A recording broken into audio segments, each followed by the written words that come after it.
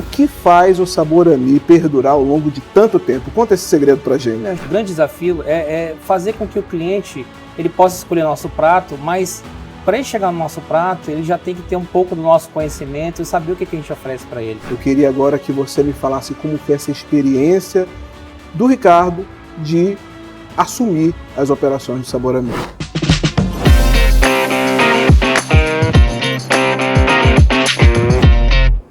Olá, eu sou Anderson Queiroz e esse é o nosso quadro Conversa de Dono. Aqui, a Queiroz busca trazer para você a oportunidade de conhecer a história, conhecer as experiências de grandes operadores do segmento food service da cidade de Manaus. Hoje eu tenho aqui ao meu lado um desses grandes nomes, Ricardo Felicore, dono do Saborami. Ricardo, prazer grande ter você aqui com a gente. É um prazer, Anderson, receber aqui você na minha casa, assim como junto também a Queiroz, também ao todo o grupo Queiroz que tem sempre bem-vindo aqui com a gente. Ah, legal. Ricardo, esse ano, 29 anos do Saborami. Correto, 29 anos. Uma história belíssima, um dos pioneiros, talvez, no segmento de self-service, sim ou não? Sim, hoje sim, nós somos hoje já os pioneiros nessa área de self-service, e inclusive o self-service começou em Belo Horizonte, né? Já tem uns 35 anos, mais ou menos, que faz sucesso no Brasil até hoje. E me conta como foi que isso começou há 29 anos atrás, Ricardo? Olha, Anderson, isso foi uma luta dos meus pais quando começaram, quando trouxeram esse tipo de serviço para Manaus, que não era um serviço conhecido. Então, no começo houve um pouco de paradigma desse tipo de serviço, como é que seria, e ao longo do tempo foi demonstrando para os clientes como é que é esse serviço e caiu no gosto popular esse tipo de serviço. E graças a Deus estamos aí até hoje, nesses 29 anos de muita luta e muito trabalho. Ah, legal. Eu acompanho, Ricardo, de muito de perto, os números do índice de performance do food service no Brasil. É um índice elaborado pelo Instituto Food Service Brasil e ali é evidente que se trata de um segmento onde mensalmente muitos players surgem e muitos outros fecham, deixam de existir. O que faz o Saborami perdurar ao longo de tanto tempo? Conta esse segredo pra gente. Eu acho que basicamente é fazer aquilo que a gente sempre fez ao longo desse ano todos, que sempre fazer o melhor para o cliente, trazendo qualidade, trazendo bom serviço e trazendo aquilo que a gente gosta de fazer, que seria o conforto da casa, junto aqui ao nosso local, que ele possa ser bem acolhido, possa ser bem agradado naquilo que ele busca, que não é somente uma alimentação, mas em si é você ter um contato com o nosso colaborador, fazer o melhor atendimento possível e com a gente sim no dia a dia aqui da operação. Eu entendo, né, Ricardo, que o self-service, ele tem, eu até brinco, né, vocês não dão um prato para a gente servir, vocês dão bandeja para a gente servir, mas essa experiência visual, essa experiência do contato com o alimento, essa experiência da casa, ela é muito importante para uma operação como a tua, não tenho a menor sombra de dúvida. Mas eu queria que tu falasse um pouquinho hoje como é que o operador tem se posicionado, em especial o Saborami, com essa mudança de consumo do consumidor, se digitalizando, o delivery despontando, qual é o segredo que o Saborami tem para continuar oferecendo essa mesma experiência para o cliente, apesar de toda essa digitalização do cliente? Bom, apesar das grandes plataformas que tem hoje, os grandes players também, o grande desafio é fazer com que o cliente ele possa escolher nosso prato, mas para ele chegar no nosso prato, ele já tem que ter um pouco do nosso conhecimento e saber o que a gente oferece para ele. Então o cliente já tem esse conhecimento, o que a gente pode oferecer para ele. Então ele já remete, às vezes no visual, às vezes na memória olfativa, na lembrança. Tipo, poxa, eu gostei desse prato naquele dia, eu vou pedir esse para comer na minha casa. Por N motivos, às vezes ele pode estar com alguma enfermidade, alguma coisa no trabalho dele, que não permite ele se deslocar do local dele até o nosso local. Então esse é o desafio, fazer com que chegue na mesma qualidade, saindo da nossa cozinha diretamente para o local dele. É oferecer lá na casa, onde quer que ele esteja, a mesma experiência de estar ali diante do teu buffet, né, Ricardo? Exatamente. É uma experiência que a gente trabalha exatamente para evitar qualquer tipo de situação negativa, mas sempre buscando a melhor solução para ele, para que ele se sinta confortável na casa dele. Ah, legal. A gente tem algo em comum, a Queiroz e o Saborami. somos uma empresa familiar, Sabor-Ami é uma empresa familiar, a Queiroz é uma empresa hoje já gerida pela segunda geração, Sabor-Ami também. Eu queria agora que você me falasse como foi essa experiência do Ricardo de assumir as operações do Sabor-Ami. Olha, a experiência assim, foi o mais agradável possível, já que a minha formação é administração de empresas, então praticamente eu tinha a vivência diária de tudo que acontecia em todos os mais diversos setores, seja da parte de recrutamento e seleção, recursos humanos, finanças, estoque, enfim, vendas e mais recente, claro, também o marketing digital, que de uma certa forma vem em voga e é sempre necessário fazendo isso. Então, graças a Deus, é uma adaptação que eu tive muito boa, uma base muito boa, não somente em loco, mas também com a minha graduação, que também acabou casando o útil com o agradável. E já há quantos anos definitivamente na frente do negócio, Ricardo? Efetivamente, já há 17 anos. 17 anos. E aí, aquele cara, é importante a gente saber com quem a gente está conversando, né? A gente está conversando agora, com certeza, com muitos pequenos operadores de food service que olham para o Sabor-Ami como uma referência, que olham para o Ricardo como uma referência. E aí é nessa hora, talvez até numa posição de mentor, qual é o principal conselho que tu daria para esse empreendedor que está começando no segmento food service? Quais seriam as dicas de ouro, as pílulas de ouro que tu diria para esse cara? Olha, eu acho que a melhor coisa é a perseverança e acreditar no seu sonho. Acreditar naquilo que você quer propor, não só para você, mas para sua família e todos aqueles que estão à sua volta, todas aquelas famílias que estão trabalhando com você. Você proporcionar para eles a melhor experiência possível no local de trabalho. Que aquilo faça que você crescer e que você cresça junto com eles. E eles vão fazer parte do seu time e vão crescer junto com você.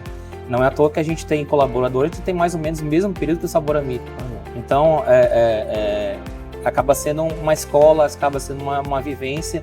E para você, pequeno empreendedor, você que está começando agora, acredite no seu sonho, acredite na sua força de vontade que você vai chegar lá. Legal. Agora, eu quando olho para o buffet do Sabor-Ami, eu fico pensando, né? Porque eu chego, eu não tenho como deixar de usar a mente do empresário. Eu fico imaginando o desafio da precificação. E eu acho que a precificação, ela é a dor de muitos operadores. Sim. Saber, de fato, qual o custo do seu produto, quanto eu estou ganhando. E para chegar até aqui, com certeza, o Sabor-Ami precisou desenvolver essa musculatura. Perfeito. Custo, precificação, resultado. Perfeito. Eu fico imaginando, meu Deus, como é que ele chega no custo do produto vendido? Eu queria que tu me falasse hoje um pouco sobre a importância da precificação do produto e algumas dicas práticas que tu usa no teu dia a dia para precificar, para determinar o peso da balança. Olha, como todo mundo sabe, os preços dos insumos são sempre voláteis, não há uma constância de preço. Então, hoje existem ferramentas que você possa usar, das mais simples, por exemplo, uma planilha de Excel, assim como sistemas médios e robustos, que trabalham exatamente o CMV, e exatamente você pode embutir os seus custos, seja eles custos fixos, custos variáveis, que você possa conseguir trabalhar dessa forma. Agora, o desafio realmente é você tentar fazer com que essa precificação realmente seja aquilo que é o objetivo que você quer. Não é somente ganhar dinheiro, mas ter o lucro para a operação, que você possa remunerar todos aqueles que estão à sua volta. Seja o fornecedor, seja o próprio colaborador e, claro, exatamente a questão dos impostos que você tem que acaba sendo agregados por conta disso. Mas o grande desafio é você realmente pegar seus custos, tabular seus custos, realmente quanto custa cada determinado item e fazer o CMV da maneira correta, procurar a sua margem, o seu percentual que você quer buscar. Hoje existe várias métricas que você pode buscar. Fala um pouco pra gente sobre isso, Ricardo. A média de métrica hoje no CMV é de 35% a 37% do seu preço. Então, isso para o restaurante parar de pé, né? Para ele parar de pé, ele precisa dessa referência. Ou seja, do preço dele, 35% a 37% tem que ser CMV. Exatamente. Por quê? Porque, além disso, você vai embutir os seus custos. Você vai ter energia, você vai ter gás, folha de pagamento, você vai ter os impostos. Então, tudo isso você tem que realmente fazer esse cálculo e trabalhar em cima desse percentual. Você não pode deixar de ter esse percentual em cima, como foco, como uma mira que você tem que atingir. E até porque, né, Ricardo, eu não sei se tu concorda comigo, isso tem que ser muito controlado, porque diferentemente de um varejo atacado, que é o meu, que tem essa capacidade, eu tenho a flexibilidade do preço. Perfeito. Hoje um produto pode ser 2, amanhã o mercado admite ele ser 2.1, 2.2, 1.9, promociona 1.8. O operador do food service não tem essa característica. Ele tem o preço da balança, ele tem o cardápio, e a tua precificação ela precisa suportar, inclusive, esse movimento inflacionário que tu tem nos teus insumos, sim ou não, Ricardo? Perfeito, exatamente, é isso mesmo. Você tem que trabalhar com uma espécie, como se fosse uma previsão orçamentária para isso. O quanto que realmente eu posso, qual o limite que eu posso fazer de compras, quanto é o limite que eu posso comprar. Claro que você vai, ao longo do tempo, de toda essa tabulação, de todas essas métricas que você vai trabalhando, seja em Excel, planilha, seja em sistema, você consegue fazer uma evolução constantemente, mês a mês, de tudo isso. Você consegue, até meu limite até aqui, eu posso comprar X. Claro, você tem que também avaliar suas vendas também. Você não pode comprar aquilo que você não tem necessidade e que, de uma certa forma, possa prejudicar teu estoque. Então, o exercício da compra é algo muito importante dentro do negócio, senhor? Constante. É constante. Claro, você tem existe locais que fazem inventário semanal, quinzenal e mensal. Então, vai muito de você, da sua operação. Se você é um pequeno, médio, grande, você tem que olhar para a sua realidade, ver o que realmente eu preciso. Sai um pouco da caixinha, da zona de conforto e realmente buscar aquilo que você quer. Se meu CMV é aquele, eu vou buscar aquele CMV. E assim, eu costumo dizer, Ricardo, que todo negócio precisa defender o seu caixa, né? A gente passou por uma pandemia, um momento difícil, muitos operadores fecharam e não voltaram a abrir. E muito por conta de um caixa enfraquecido.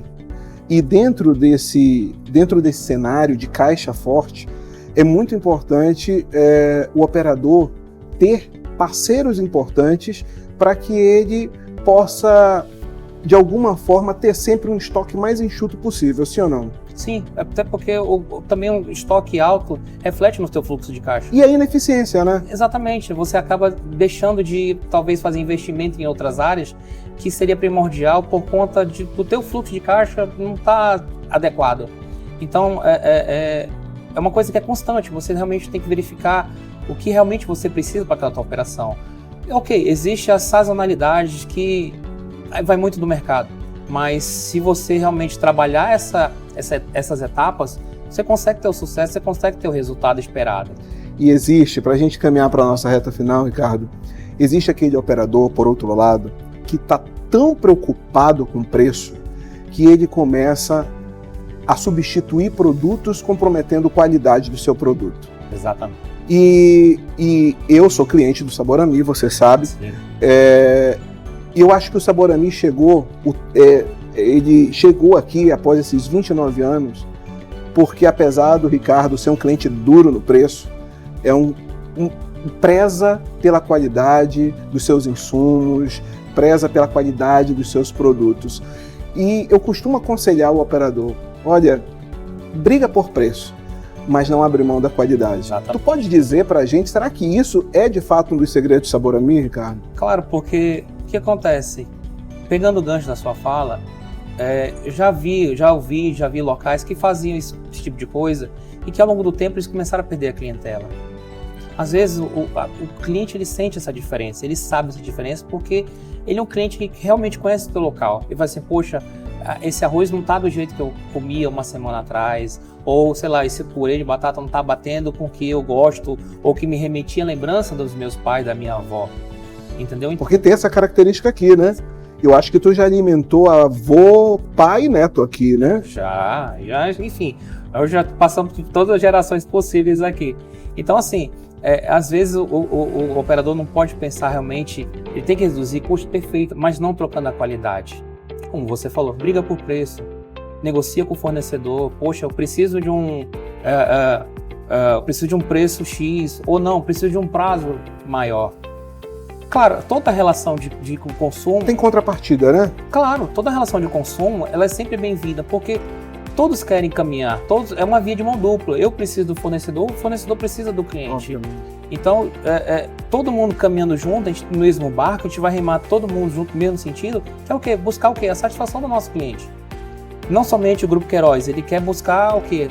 A qualidade, Exato. O preço, diversificar ainda mais o mix de produtos com o quê? Com o objetivo de quê? De ter mais opções para o cliente dele, seja eu, o operador, ou seja o outro, a pessoa também, um pequeno ou um médico, que também esteja buscando também a sua qualidade no negócio. E falando de ser parceiro, parceria de muitos anos já com a Queiroz. E aí, Ricardo, como é que tu avalia essa parceria? Como é que a Queiroz te ajuda no dia a dia? Olha, eu acho que a Queiroz está sempre inovando, sempre implementando, sempre inovando. Eu acho que o grande ganho mesmo que a Queiroz deu para o operador foi a questão do e-commerce, de você acessar o site, de você verificar realmente os produtos que tem disponível, de você ali conseguir fazer a compra, se vai receber em 2 dias úteis perfeito, o prazo que oferecem. E, claro, às vezes você não está no seu conforto da sua casa, mas às vezes tem situação que às vezes eu levo uma listinha de compra para casa que eu tenho que ver no dia seguinte.